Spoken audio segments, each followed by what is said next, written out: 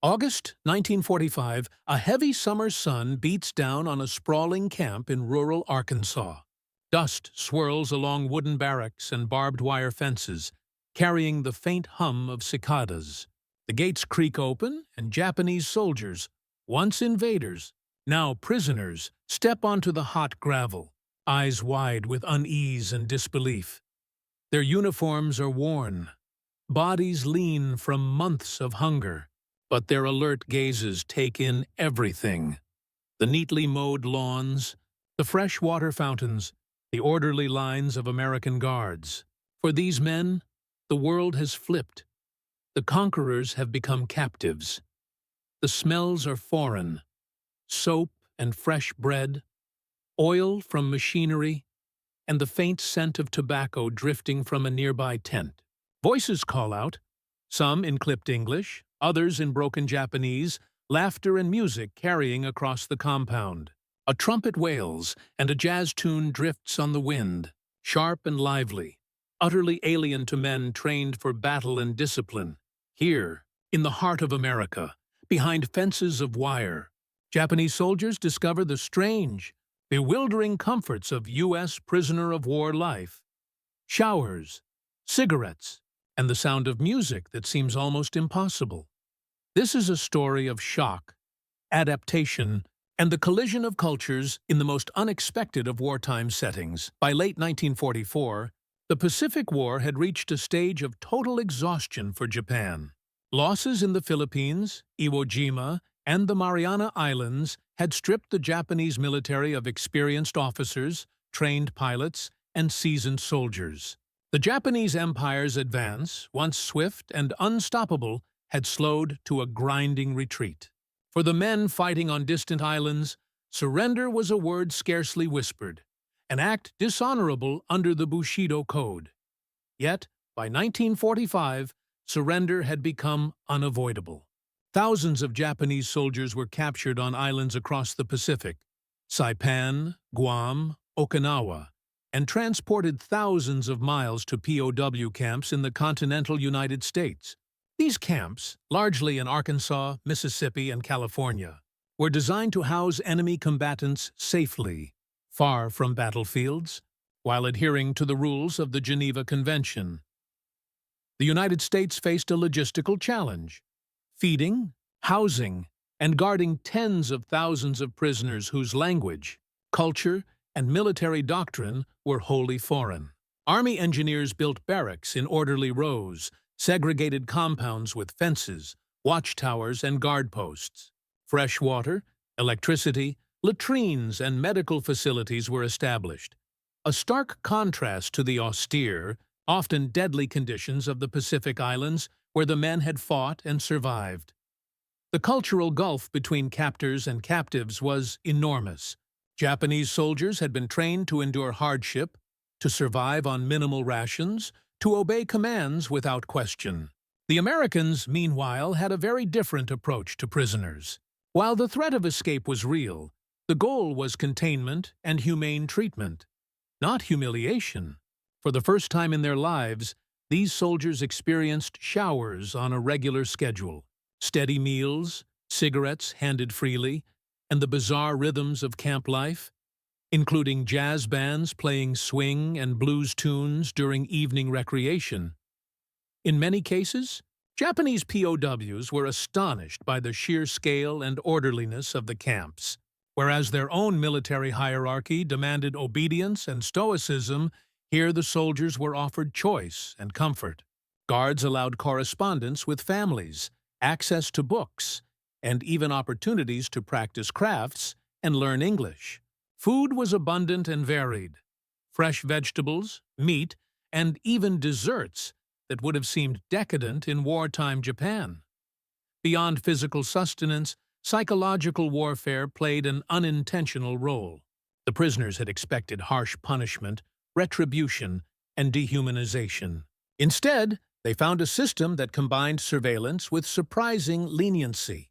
Officers took note of Japanese behavior, noting confusion and cautious curiosity when prisoners first encountered showers, toothpaste, or the bright sunny lawns of the camps. For men who had been taught that surrender was disgrace, the very act of being treated as a human being was deeply disorienting. Meanwhile, the U.S. military observed that cultural adjustments were necessary for maintaining order. American guards were trained in basic Japanese etiquette and taught to respect rank and hierarchy within the POW population. Language barriers were bridged with interpreters. Camp routines were structured to prevent clashes. Mealtimes, work details, and recreational periods were scheduled to provide rhythm while minimizing friction. This careful preparation allowed the camps to function efficiently. Unlike many European theaters, where POWs were sometimes neglected or abused, American Pacific POW camps maintained remarkably low mortality rates. Of the roughly 27,000 Japanese soldiers interned in the U.S.,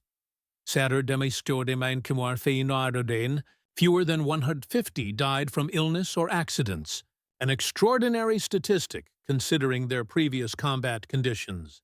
But beyond survival, the experience created moments of unexpected cultural confrontation. Prisoners reacted with disbelief to trivial liberties. A soft bed, a shower with running water, a packet of cigarettes. Music became an object of fascination and confusion. A trumpet solo, a jazz band's rendition of St. Louis blues, rhythms that seemed chaotic to men trained in the disciplined, restrained cadences of Japanese military life. Laughter, singing, and informal conversation were alien sounds, softening fear, but also destabilizing deeply ingrained notions of honor and duty. In essence, the camps became laboratories of cultural adaptation. Soldiers, who had been conditioned for obedience and sacrifice, now navigated an environment governed by rules they did not fully understand, where defiance could lead to opportunities rather than punishment, and curiosity was tolerated, even encouraged. The stage was set for an unusual experiment, a collision between the discipline of the Japanese warrior and the generosity, curiosity, and order of American military authority. What would emerge from this collision, compliance, rebellion, or transformation, depended not on combat, but on adaptation to a world utterly foreign to those who had just surrendered. As the summer of 1945 wore on, the Japanese prisoners began to settle into the routines imposed by the U.S. camps. Daily life was structured with precision. Wake-up calls at dawn, roll call, breakfast served in mess halls, work details, training sessions, and evening recreation.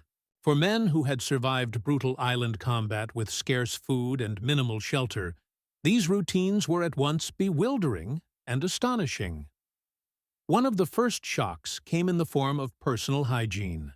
Prisoners, long accustomed to washing sparingly and often in cold streams or makeshift facilities, now encountered showers with running hot water, soap, and towels. Some men approached the showers hesitantly, uncertain whether this luxury was a trap or a mockery. Others marveled at the sensation of warm water cascading over fatigued muscles, feeling for the first time the odd comfort of cleanliness without urgency or risk. Food was another revelation.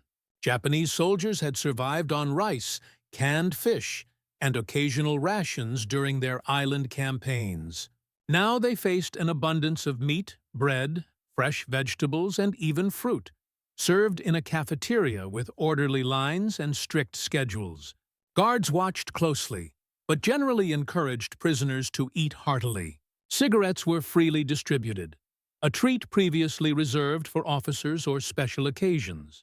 Many men lit their first American cigarette with a mix of curiosity and hesitation, unsure whether to savor it or discard it as frivolous.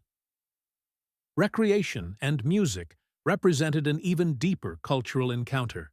Bands played jazz and swing tunes in the evenings, instruments unfamiliar to the prisoners' ears. The syncopated rhythms, improvisation, and lively melodies were a stark contrast to the martial music of Japanese training songs. Some prisoners sat in silence, watching the musicians with bewilderment, while others began tentatively to mimic the rhythms, tapping their feet or clapping hands, discovering an unfamiliar form of emotional release. Music became a subtle bridge between the two cultures, offering relaxation while subtly undermining the rigid discipline instilled during wartime service. Work details were another element of adaptation. Prisoners were assigned to maintain the campgrounds, repair facilities, or participate in agricultural labor. Though compulsory, the labor was not harsh or punitive. Supervisors noted the efficiency of Japanese soldiers in executing orders, while also observing moments of hesitation or confusion when instructions deviated from familiar hierarchical patterns. Over time, prisoners began to understand the American expectation. Initiative within structure was acceptable, and questioning minor orders was tolerated. Even encouraged, communication remained a challenge. Although interpreters were present, language barriers often caused misunderstandings, particularly regarding etiquette and indirect commands. Prisoners were expected to follow rules, but were given a degree of autonomy in day-to-day decisions. This autonomy fostered both relief and anxiety. Soldiers who had equated obedience with survival now had to navigate a world where compliance was rewarded with comfort rather than fear. Health care, another source of astonishment, became routine. Clinics staffed by American nurses and medics provided vaccinations, wound care, and treatment for chronic ailments. Japanese prisoners, previously resigned to suffering silently, were often surprised by the attentiveness and patience of medical staff. Minor injuries that would have gone untreated on the battlefield were now addressed promptly, fostering both gratitude and cognitive dissonance, the sense that they were being cared for by former enemies. Religious and cultural practices were permitted, further illustrating the disparity between expectation and reality. Temples or designated spaces were provided for prayer, and meals were occasionally adapted to dietary preferences when possible. Even within confinement, prisoners found ways to maintain traditions while gradually adjusting to American norms. Letters became another bridge. Correspondence with families, sometimes routed through the Red Cross, provided a lifeline to a world left behind. Prisoners wrote cautiously, often noting the strange paradox of being captured yet treated humanely. These letters reveal an evolving mindset, curiosity replacing fear, and adaptability replacing rigid dogma. By the end of their initial months, Japanese prisoners were navigating a landscape utterly foreign, yet strangely logical. Showers, meals, cigarettes, jazz, work assignments, and letters were not mere amenities. They were instruments of psychological adaptation. For many, the experience challenged notions of honor, obedience, and expectation.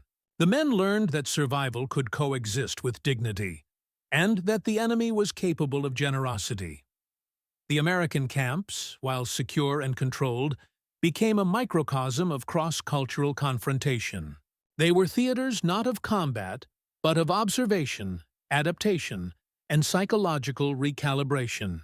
For the Japanese soldiers, the daily routines of POW life would transform fear and suspicion into curiosity and cautious acceptance, setting the stage for unexpected alliances, friendships, and profound cultural lessons in the months to come. The most immediate angle is the human one, the personal shock and psychological adaptation of Japanese soldiers in an entirely foreign environment. Men who had been trained to endure extreme deprivation, who had marched across coral islands with bleeding feet, and who had faced death in jungles and caves, were now confronted with comfort, abundance, and a surprising absence of hostility. For many, the act of showering with warm water became a profound sensory revelation. Meals were another humanizing factor. Fresh vegetables, cooked meat, and even desserts replaced the monotonous, minimal rations of wartime campaigns. These were not luxuries, but instruments of a subtle psychological shift. Prisoners learned to reconcile fear of captivity with gratitude for care. Cigarettes, once scarce and prized, became another marker of liberty. The presence of jazz music, however trivial it might seem, introduced emotional complexity. It elicited curiosity, amusement, and, for some, unease.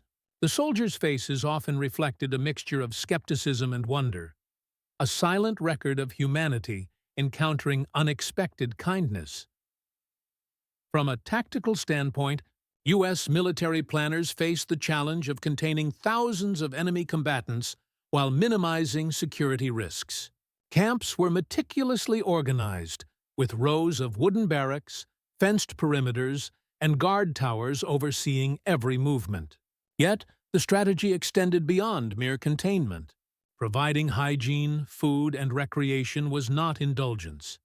It was a calculated method to maintain order, prevent unrest, and reduce the chance of rebellion or escape. Commanders observed that Japanese soldiers, accustomed to rigid hierarchies and unquestioning obedience, initially struggled to understand the concept of autonomy within structure. By allowing small freedoms, selecting chores, engaging in leisure, corresponding with family, guards effectively encouraged compliance while minimizing confrontation. This blend of discipline and permissiveness became a defining feature of POW management in the continental United States, demonstrating an understanding that control could be maintained without harshness. Perhaps the most profound angle is the psychological and cultural one. Japanese soldiers arrived steeped in Bushido, a code that valorized honor, sacrifice, and unyielding loyalty. Surrender was considered shameful, almost criminal. Yet, the American camps upended these assumptions. Prisoners were treated with courtesy, offered amenities, and permitted forms of self-expression. Simple gestures, a towel for showering, a pack of cigarettes, a jazz band playing in the evenings, triggered cognitive dissonance. Soldiers had to reconcile the incongruity of captivity and care. Many reacted with suspicion, while others gradually adapted, observing the paradox of former enemies offering kindness. Interactions between prisoners and guards became studies in cultural negotiation. A nod here, a cautious smile there, small routines bridging two worlds that had been violently opposed just months earlier. Within the camps, Japanese officers retained nominal authority over their men, preserving some hierarchy in an otherwise alien environment. They mediated disputes, translated orders, and coordinated work details. Yet, they too were forced to adapt. The authority they wielded had to coexist with American oversight, which sometimes undermined traditional disciplinary methods. Officers learned that American systems valued initiative and dialogue differently from Japanese military doctrine. They also observed the Americans' willingness to engage prisoners as rational individuals rather than objects of punishment. This subtle recalibration of leadership dynamics had long-term consequences, influencing behavior, morale, and even post-war perspectives for those who would later return home. Finally, the camp experience challenged moral and ethical preconceptions. Japanese soldiers had been trained to view Americans as ruthless adversaries. The reality, however, was more nuanced. Prisoners witnessed acts of decency, medical attention, fair treatment, and humane oversight that contradicted wartime propaganda. Music, recreation, and educational opportunities suggested that humanity could persist even in a war's context. This moral awakening was disorienting, but it laid the groundwork for mutual understanding. Soldiers came to recognize that the enemy could act with integrity, and that survival and dignity were not mutually exclusive. The convergence of these angles, human shock, tactical organization, psychological adaptation, leadership recalibration, and moral awakening, illustrates the complexity of life in American POW camps. The Japanese soldiers' experience was not one-dimensional. It was a collision of expectation and reality, shaped by culture, military training, and the unique environment of captivity. By observing these angles, we gain insight into how the camps functioned not merely as containment zones, but as spaces of adaptation, learning, and subtle transformation. The camp's infrastructure and technology played a critical role in shaping the prisoners' experience. Barbed wire fences, Watchtowers and guard posts were combined with modern conveniences. Running water, plumbing, electric lighting, and heated barracks. Japanese soldiers, many of whom had survived on islands with minimal resources, were astonished by such facilities. Even simple items, water taps, showers, and stoves, represented a technological leap from what they had endured in combat. Beyond comfort, these systems ensured efficiency and security. The ability to manage thousands of captives with minimal friction relied on this technological foundation, demonstrating that warfare's reach extended beyond the battlefield into meticulous administrative control. Recreation was another lens through which the prisoner's adaptation is revealed. Jazz, swing music, and occasional movies introduced a new cultural dimension entirely foreign to Japanese sensibilities. Bands performing in the evenings became a focal point for prisoners' attention, eliciting curiosity and even quiet enjoyment. Sports and games, baseball, volleyball, and chess, offered physical and mental engagement while fostering informal interaction between prisoners and occasionally sympathetic guards. These activities served multiple purposes: reducing tension, encouraging routine, and promoting cross-cultural understanding. The juxtaposition of disciplined military men learning to enjoy leisure highlighted the profound human adaptability of the prisoners. Daily interactions between prisoners created a microcosm of social negotiation. Within the camps, men retained some hierarchical organization, but they were forced to navigate a new set of social rules dictated by American authority. Trust, compliance, and cooperation became essential for survival and comfort. Relationships developed slowly, marked by cautious observation and gradual curiosity. Some prisoners formed friendships with guards or engaged in cultural exchanges, such as sharing knowledge about Japanese traditions, food, or language. These exchanges, though limited, fostered empathy and subtly undermined wartime animosity. The POW camp thus became an unexpected arena for interpersonal learning, diplomacy, and human connection. The juxtaposition of captivity and comfort created profound psychological challenges. Japanese soldiers were conditioned to endure suffering, yet here they encountered abundance and unexpected leniency. Coping mechanisms varied. Some embraced routines and small pleasures. Others remained wary and withdrawn.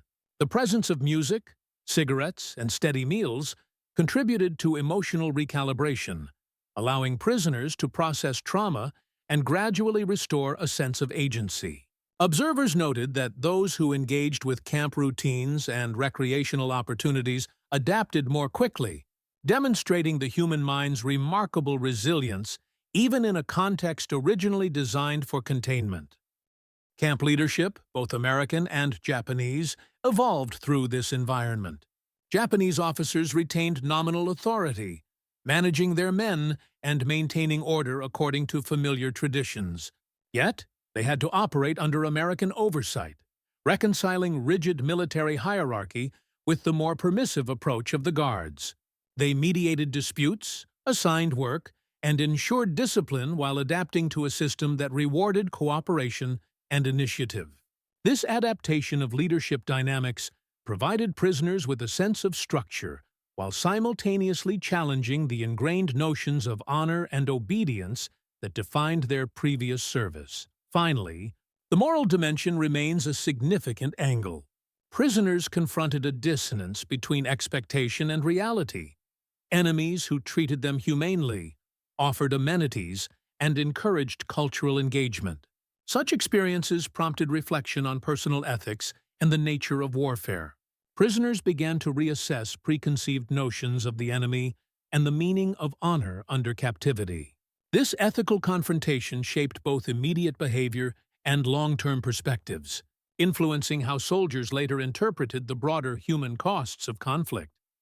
These angles, when considered together, reveal a multidimensional experience: technological efficiency and structured leisure, human resilience and social negotiation, leadership adaptation and moral awakening.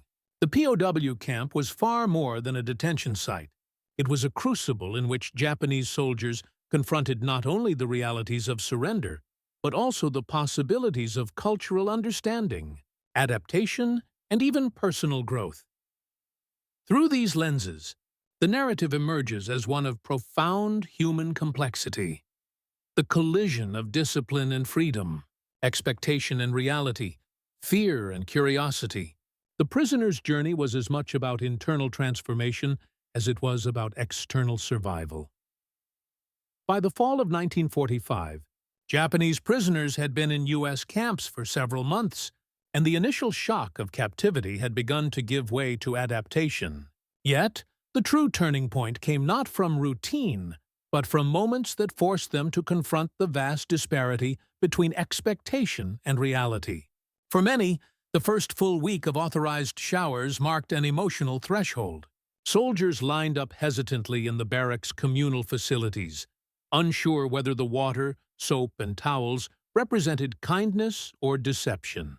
Some paused mid-step, glancing at American guards for signs of ambush or ridicule. When no harm came, relief washed over them, a mixture of disbelief and comfort that would shape their perception of captivity. Similarly, food became a stage for cultural recalibration. The first hot meal in months, a tray stacked with fresh vegetables, roasted meat, rice, and bread, prompted silent astonishment. Soldiers measured portions cautiously, still uncertain whether indulgence would be punished. Yet the abundance persisted day after day, challenging long-held assumptions about scarcity and survival. The psychological weight of this realization was profound. The Americans were not simply holding them, they were sustaining them, demonstrating a capacity for humane treatment previously unimagined in the prisoner's wartime experience. Music amplified this turning point. Evening jazz performances, initially received with polite skepticism, began to penetrate cultural barriers. Men who had been drilled to tolerate only martial cadence were now confronted with syncopation, improvisation, and melodies that felt chaotic yet compelling. Some prisoners moved closer, tilting their heads to better hear the rhythm. Others tapped fingers on benches, trying to match the beats. The music became an unexpected vector of psychological liberation, softening tension and allowing subtle emotional expression. It was not merely entertainment, it was a cultural revelation, forcing soldiers to reconcile the alien nature of their captors with newfound human commonality. Social dynamics further contributed to the turning point. Japanese officers, initially rigid and cautious, began to negotiate relationships with both guards and subordinates. The hierarchical structures that had dictated survival in combat were now recalibrated. Orders could be questioned politely. Work assignments could be managed with initiative. Prisoners observed that compliance brought tangible benefits, but resistance no longer resulted in severe punishment. This subtle shift in authority challenged deeply ingrained notions of honor and obedience. Men who had once feared the consequences of misstep now learned that judgment could be measured in fairness rather than punishment. Recreation and sports became arenas for this transformative process. Baseball games and volleyball matches, organized by the camp authorities, introduced prisoners to competition without lethal stakes. A thrown ball, a missed catch, or a casual laugh signified normalcy, a world apart from the lethal consequences of mistakes in combat. Observing peers engage in leisure, soldiers slowly absorbed the reality that life could exist outside the shadow of constant threat. Each game, each moment of camaraderie, chipped away at years of conditioning, reinforcing adaptation and emotional resilience. The psychological impact extended to letter writing and family correspondence. When prisoners received letters from home, written through the Red Cross or other intermediaries, the juxtaposition was stark. Families, often unaware of the men's location, expressed relief at their survival. Prisoners read these letters amidst the orderly camp, realizing that they were alive not merely by chance, but because of a system that prioritized human life, even for former enemies. This recognition, that survival could be safeguarded through adherence to camp rules rather than through stoic endurance or martial skill, crystallized a profound internal transformation. Healthcare, too, played a pivotal role. Men with untreated injuries or chronic ailments from island campaigns were now treated systematically and compassionately. Medical staff administered vaccinations, cared for infected wounds, and treated illnesses that would have been fatal in the Pacific. Prisoners, previously resigned to suffering, were forced to confront the unsettling reality that their lives were being protected by the very people they had been taught to despise. This ethical and emotional collision heightened the turning point, blending relief, confusion, and gradual respect into a complex psychological state. The cumulative effect of these experiences, hygiene, nourishment, music, recreation, social negotiation, correspondence, and medical care, reached its apex in a moment of shared astonishment. During an evening concert under the fading Arkansas sun, hundreds of prisoners gathered silently, watching a U.S. Army jazz band play with abandon. Some tapped fingers, some nodded heads, some merely sat, absorbing the scene. Guards and interpreters observed quietly, aware of the subtle transformation occurring before them. Here, in a camp designed for containment, the prisoners confronted a reality that defied expectation. They were being treated with dignity, offered comfort, and invited implicitly into a shared human experience. This moment marked a psychological watershed. The shock of captivity had shifted into active adaptation. Fear and suspicion remained, but they were tempered by curiosity and cautious trust. Soldiers learned that surrender need not be synonymous with degradation, and that survival could coexist with dignity. The turning point was neither a battle nor a confrontation. It was the realization that the enemy could offer care, that humanity could persist amid the structures of war, and that the rigid codes of honor and obedience which had governed their lives were not immutable. The events of this period set the stage for long-term behavioral and cultural adaptation within the camps. Prisoners began to engage more fully with recreational activities, communication, and work assignments. Relationships with guards, while initially cautious, became more complex, sometimes reflecting mutual respect. Music, sports, and leisure facilitated emotional recalibration, softening trauma and enabling a more nuanced understanding of the captor's intentions. By the end of this pivotal period, Japanese soldiers no longer merely survived in the camp. They navigated it, adapted to it, and internalized its rhythms. The turning point was complete.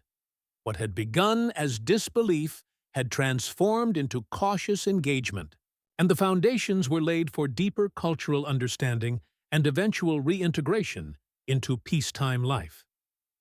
By late 1945, the transformation of Japanese prisoners in U.S. camps had become tangible in daily behavior, small gestures, and emerging routines. Anecdotal accounts recorded by camp officers illustrate the subtle yet profound changes occurring.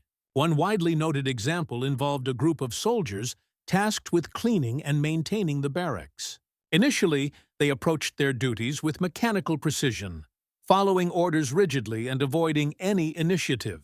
Within weeks, however, prisoners began to take pride in the presentation of their living spaces, arranging bunks neatly, polishing floors, and even planting small flowers near entrances. These acts were not mandated, but they reflected a psychological shift. Men had begun to recognize that personal agency within structured rules was acceptable, even rewarded. Another pivotal incident occurred during an organized baseball game. Japanese soldiers, unaccustomed to leisure sports, initially stood awkwardly on the field, their movements tentative and overly formal. As the game progressed, they began to engage more naturally, laughing at mistakes, cheering teammates, and responding to the dynamic rhythm of play.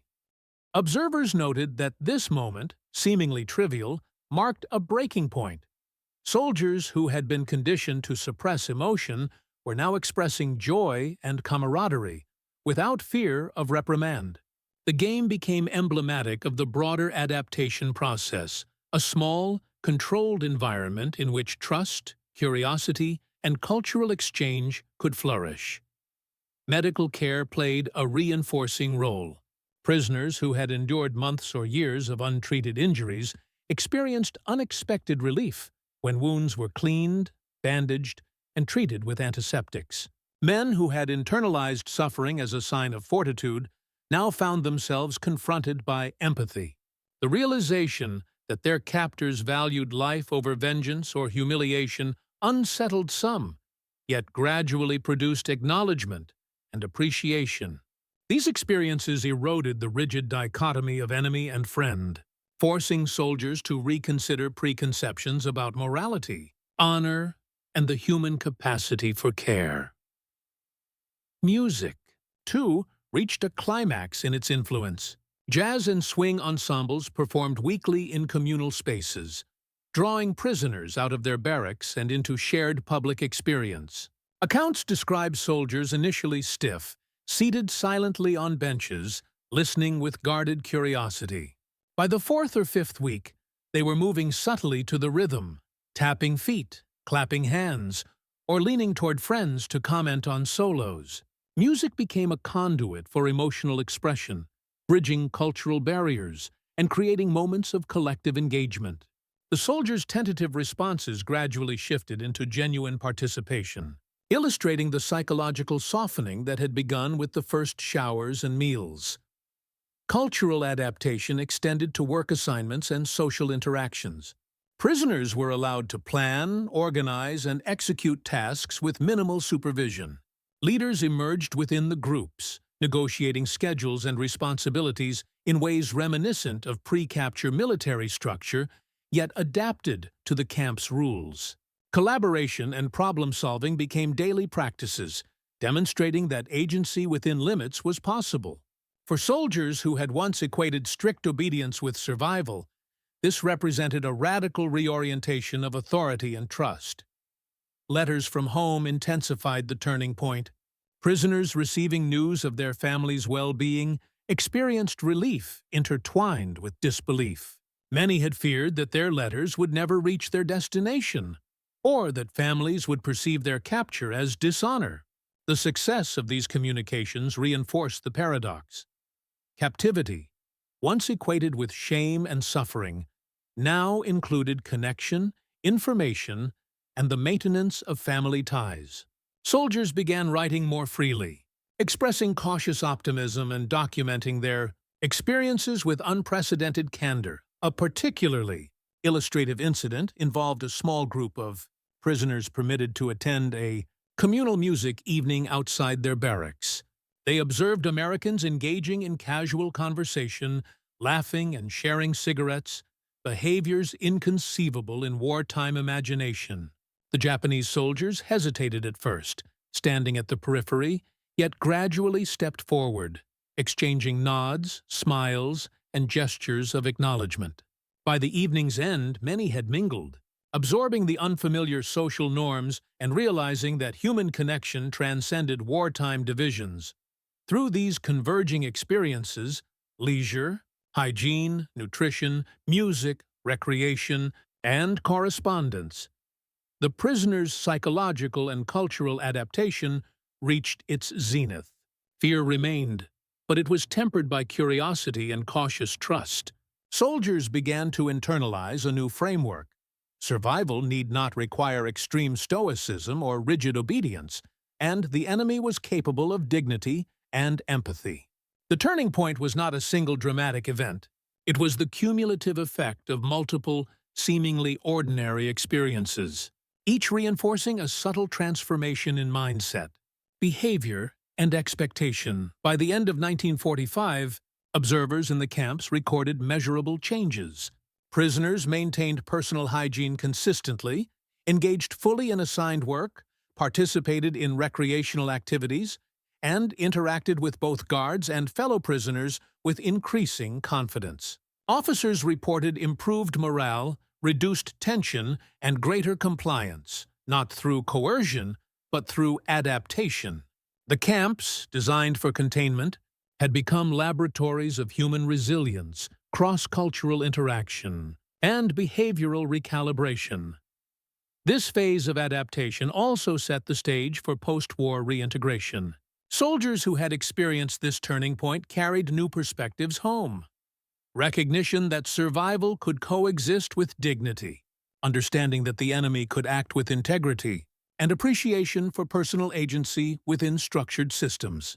These lessons, forged in the quiet moments of showers, baseball games, music evenings, and letter exchanges, would endure long after the gates of the camps were opened. In this pivotal period, Japanese prisoners confronted the paradox of captivity.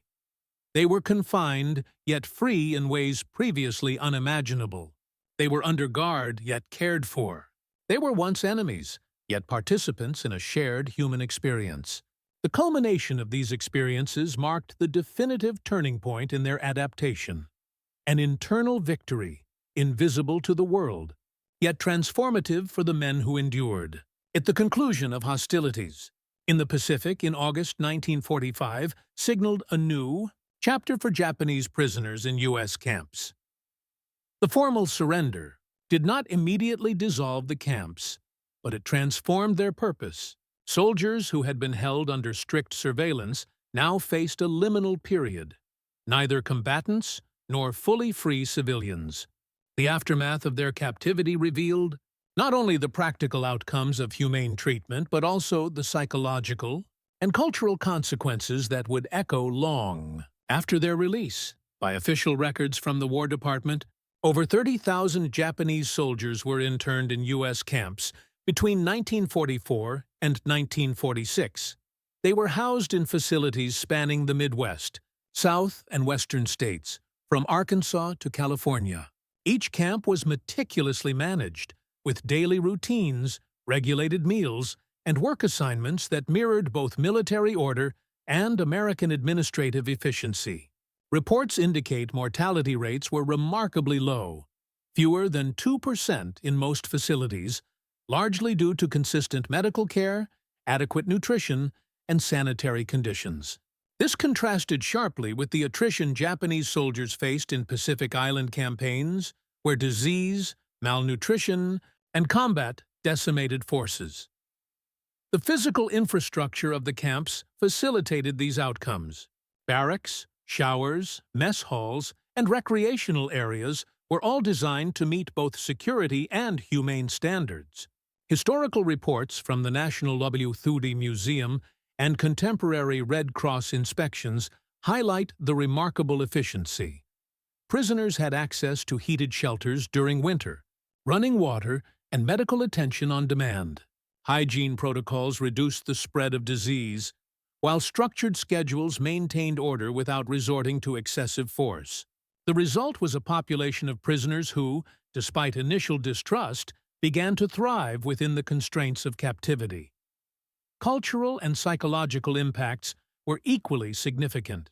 Observers recorded that prisoners' initial suspicion gradually gave way to engagement with recreational programs, music, and social activities. Jazz concerts, movie screenings, and organized sports became not mere diversions, but mechanisms of emotional recalibration.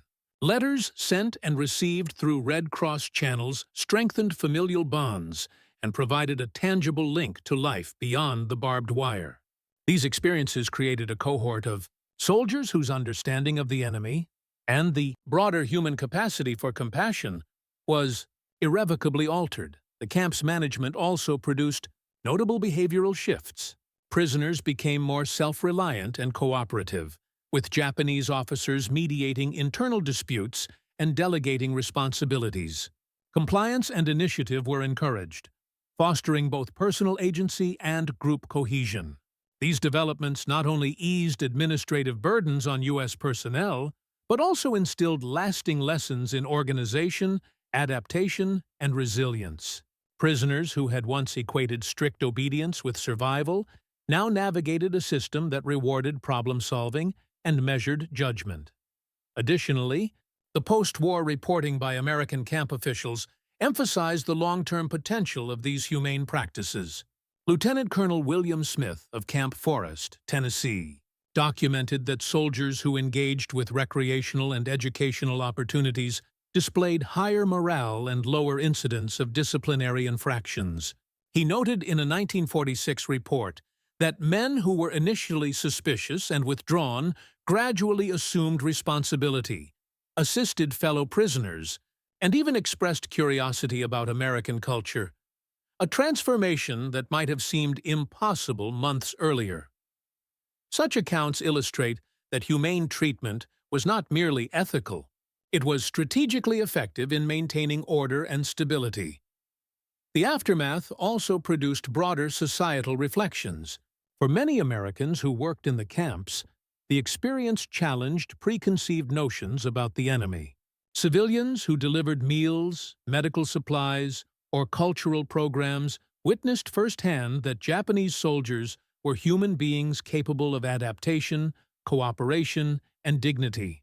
These interactions, though limited in scope, influenced post-war perspectives on reconciliation, highlighting that humane treatment in captivity could foster mutual respect and understanding, even after a brutal and racially charged conflict.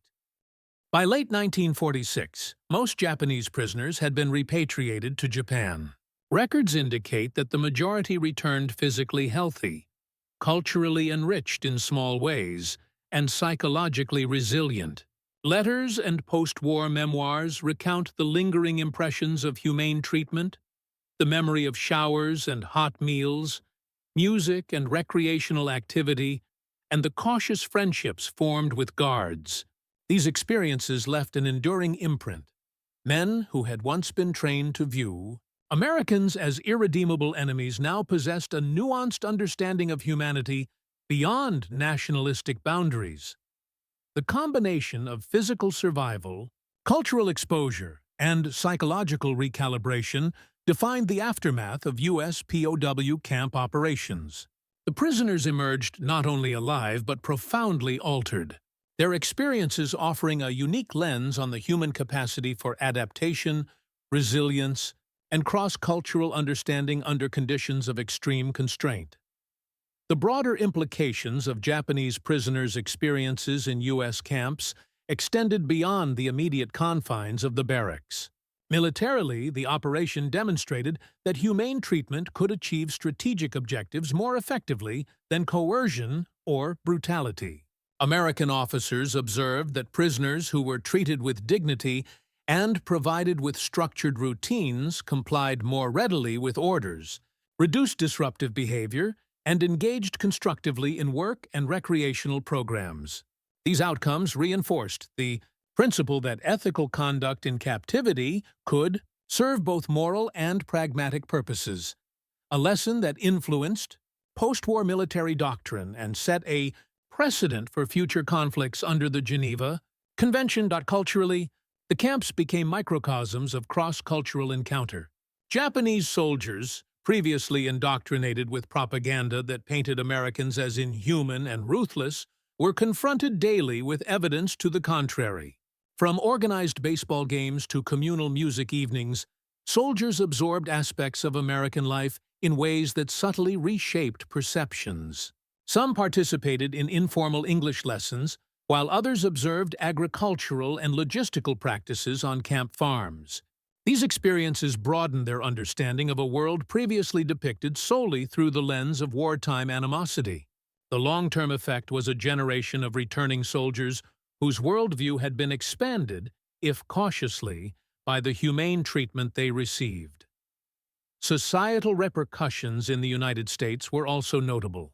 Civilians assigned to POW camps, whether as administrative personnel, medical staff, or cultural program coordinators, engaged in prolonged, albeit structured, contact with former enemy soldiers. These interactions challenged deeply entrenched stereotypes and, in many cases, fostered a measure of empathy and reflection on the shared humanity of combatants. Reports in local newspapers highlighted positive stories.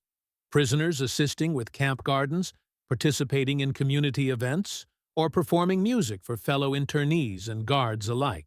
While not universally recognized at the time, These accounts later contributed to broader narratives of reconciliation and moral conduct during wartime. Repatriation, beginning in late 1945 and continuing through 1946, marked the final phase of the camp's influence. Japanese soldiers returned home with mixed emotions: relief at surviving, guilt over surrender, and newfound respect for the enemy. Memoirs and interviews conducted decades later reflect an enduring memory of basic human decency in captivity. Soldiers recalled hot showers, steady meals, music, and sports, simple experiences that starkly contrasted with the deprivation and brutality of Pacific battlefields. These memories often informed their post-war engagement with American culture, commerce, and diplomacy, subtly laying the groundwork for reconciliation between former adversaries in subsequent decades. Psychologically, the camps had produced a cohort capable of nuanced reflection. Soldiers had experienced the collapse of rigid wartime preconceptions, learning that trust and mutual respect were possible even across national and ideological divides. This adaptation was not merely passive. It represented active cognitive restructuring. Men who had equated surrender with shame now recognized the distinction between military defeat and human dignity. Those who engaged in camp activities internalized lessons about cooperation, leadership, and cultural flexibility, skills that proved valuable in post-war reconstruction, both personally and collectively within Japanese society. The historical significance of these camps also lies in their documentation and reporting. Red Cross inspections, War Department records, and later oral histories provide a meticulous account of camp operations, prisoner behavior, and outcomes. They confirm that adherence to humane treatment standards, provision of medical care, adequate nutrition, recreational opportunities, and respectful administration resulted in measurable benefits: low mortality, reduced disciplinary incidents, and psychological resilience among prisoners. These findings contributed to the evolution of international laws regarding the treatment of prisoners of war, influencing the 1949 Geneva Conventions and shaping future military policy. In sum, the aftermath of Japanese POW experiences in U.S. camps was multifaceted. Physically, prisoners returned home largely healthy. Psychologically, they had undergone profound adaptation, learning to navigate new social and cultural paradigms. Militarily, the camps demonstrated the effectiveness of ethical treatment in maintaining order and morale. Socially, the interactions between Americans and Japanese fostered empathy and cross-cultural understanding. Historically, the camps became a reference point for humane conduct in conflict, illustrating that compassion and dignity are not just moral imperatives, but practical tools in managing human behavior during war. The culmination of these consequences created a lasting legacy, a generation of soldiers who survived both combat and captivity, and a wartime experiment in humane administration whose lessons would echo through post-war reconstruction, international law, and the evolving understanding of what it means to treat enemies as fellow humans. The story of Japanese prisoners in U.S. camps is not merely a tale of confinement. It is a study in the resilience of the human spirit and the capacity for transformation under unexpected circumstances. Men trained for obedience and conditioned by propaganda were confronted with a reality they could scarcely have imagined. Captors who provided warmth, food, care, and dignity. These experiences forced them to confront assumptions about honor, loyalty, and the nature of the enemy. In the quiet moments of showers, the routine of meals, the rhythm of baseball games, and the improvisation of music evenings, prisoners discovered the possibility of choice within structure. They learned that cooperation could coexist with autonomy, that trust could exist even under watchful eyes, and that human kindness could be as powerful as martial skill. These lessons, forged in the invisible crucible of everyday life behind barbed wire, extended beyond the camps themselves, influencing post-war relations and the broader understanding of wartime ethics. The camps also reflect a profound truth about war. Victory is not measured solely in battles won or territories taken, but in the ways humanity endures and evolves amid conflict. By approaching prisoners not merely as enemies but as people, the U.S. military inadvertently created a space for reconciliation and reflection. The men who left those camps carried memories that would shape their lives, their societies, and, in small ways, the course of international understanding. Ultimately, the legacy of these camps is both practical and moral. They stand as a testament to the power of humane treatment, the adaptability of the human mind, and the subtle ways in which empathy can transform even the most rigid of adversaries. In the stillness after surrender, in the shared laughter over a baseball game, or the tentative foot tap to a jazz rhythm, history witnessed not just survival, but a quiet, enduring humanity. In the annals of World War II, amid stories of devastation and heroism, the narrative of Japanese prisoners in U.S. camps endures as a reminder. Even in war, the human spirit can find dignity, connection, and the capacity to change.